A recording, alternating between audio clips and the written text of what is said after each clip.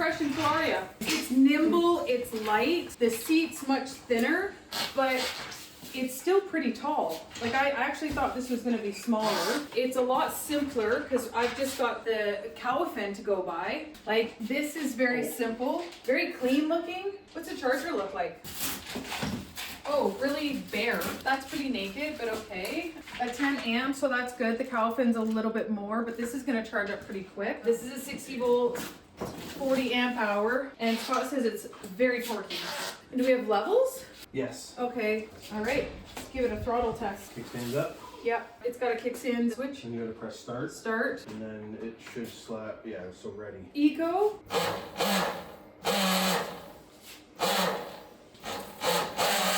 We're in Eco right now.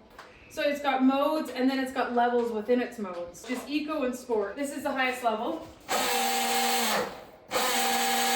It's regulated. It's regulated. Well, we haven't figured out how to unlimit it yet. That's only 32 kilometers an hour. Okay, I so gotta we'll find figure out how to unlimit it because this should definitely do about 60, 70. I see why these are so popular.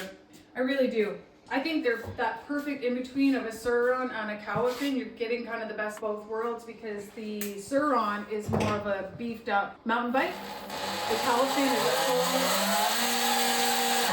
like a full electric dirt bike, and it's got the liquid cooled battery, and so pros and cons, but I get why this is so popular. This isn't going to outperform the Cowifin, but it still looks like it's going to be hella fun. But yeah, it's first impression. Wish I had these years ago. Oops.